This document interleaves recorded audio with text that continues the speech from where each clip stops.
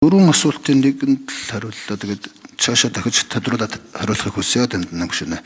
Зүгээр ер нь бол ингэж л байна л да.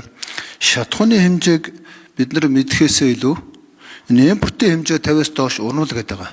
Авах арга хэмжээ маань импортын хэмжээг 50-аас доош унгахгүй л байх нь одоо тэрийн арга хэмжээ учраас энэ асуудлаа тэгвэл болчихвол яасан. Ер нь импортын хэмжээд доош унжих юм бол тэр чинь тодорхой хэмжээний тэр бизнесээ хийж байгаа хүмүүс чинь чухал хэсэг лүгөө хуваарлан тэрний хуваарлалтанд одоо төр орох биш.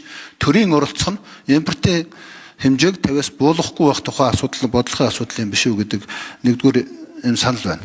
За хоёрдугаарт ерөөсөө энэ стратеги ач холбогдлын нийлүүлэлтийг дэмжих аж ахуй нэгжийг төр сонгоно гэдэг нь өөрөө энэ зарчим биш шүү.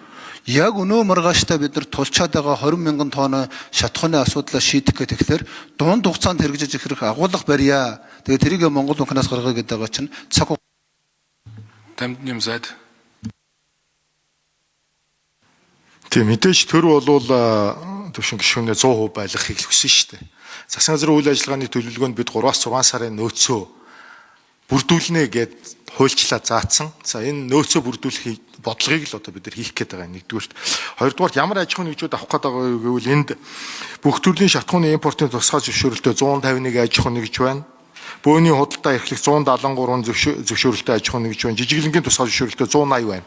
За үүнээс гадна өнөөдөр л ихэд би 3-4 зөвшөөрлийг өгөөл гаргалаа. Стандарт аюулгүй байдлын норма хангаж байгаа бүх бичиг баримттайнуудад өгж байгаа. Бүгдэд нээлттэй. Барьцаа хөрөнгөө байршуулаад тэгэл одоо энэ банкныхаа шаардлагыг хангаж байвал хинч авч болно шүү дээ.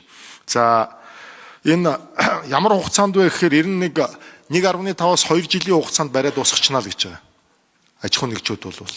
Тэгэхээр дээрэс нь бид нар одоо байгаа саваа бүтэн хэмжээнд их хэмжээгээр захиалж дүүрэх хэрэгтэй байгаа. Аж ахуйн нэгжүүд чинь 1 сарын хэрэглээний нэмийг 12